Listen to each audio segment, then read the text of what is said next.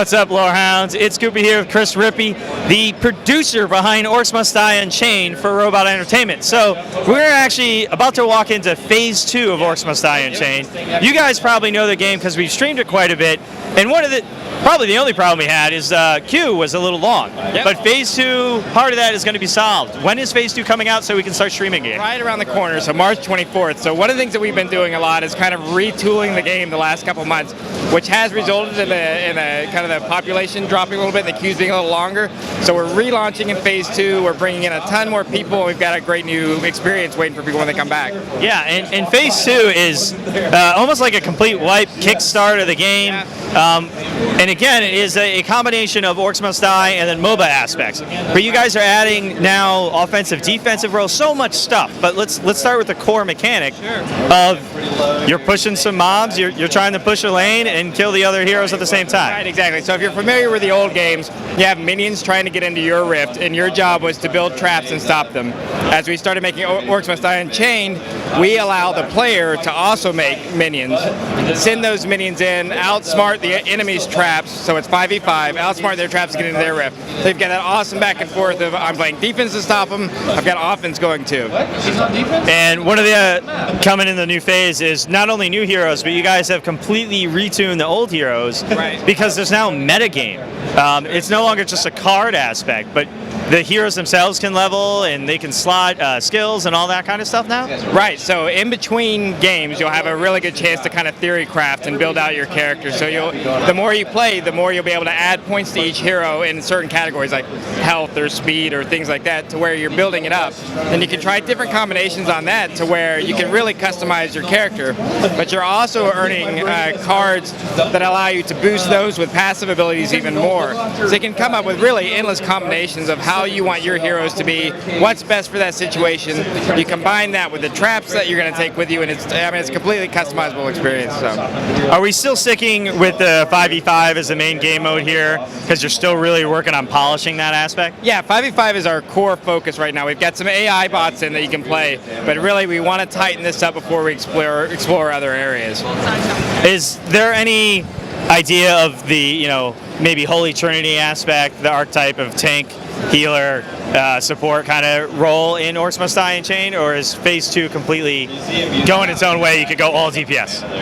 Well, no, you can customize it however you want. However, I would say that a lot of the characters still have their own unique abilities. For example, we have a hero, Ivy, who's the best, who can heal. So, she's going to have a very different experience than Hogarth, who's kind of tanky, or Midnight, who's more of an assassin character. So you still have that kind of archetype roles because they have set abilities, but then you can kind of customize around that to make it fit the way you want to play it. How far does that customization go? We know there's a limited amount of slots you can play with, yeah. But you also level up too.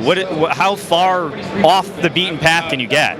Well, I think we're leveling up to 40. Those areas that you're boosting up are mostly around speed and power and things like that. So your cores will stay the same, but those abilities that you slot can interact with how you are with minions, or how you interact with your traps, or the boosts that you put around those areas. So you can get pretty far. You'll always have, when you see Ivy, for example, you'll always know Ivy's core, but then everything that she does around that is really up to you. One of the things I've always been kind of interested in is actually the traps themselves. Is there ever a time where they may be destructible? As me killing the traps, my opponent, laid? You can always go in and disable them temporarily. So you can do that. Some heroes allow you to knock them out for a half a wave or a certain amount of time. So there's always that. One of the things that we brought back into the game is barricades. So it was an old favorite in the old Orcs games, but we're just now bringing it into Orcs Unchained. Those are destructible by some minions. So we have bosses now. You can call in bosses, and there are bosses that will come in and just wipe out your barricades. You can have this awesome maze set up, and if they've gotten far enough to call a boss in, they can come in and tear it up. So that really brings a lot of focus to the bosses, the traps, and how you go in and attack those, what you care about.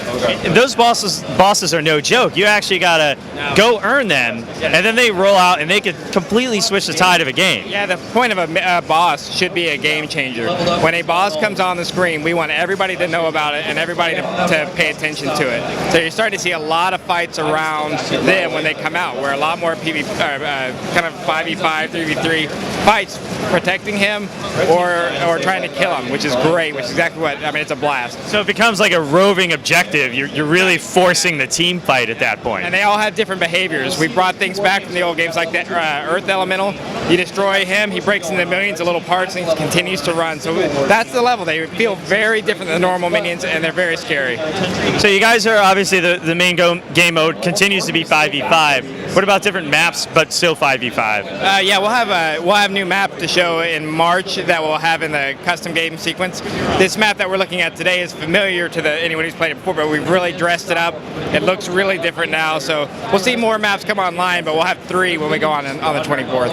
All right, Chris. So Lorehounds, we are going to be back streaming Orcs Must Die Unchained coming up when the new queues get fixed with Phase 2, and that's March 23rd? 24th. We'll see you March 24th. Thanks so much, Chris.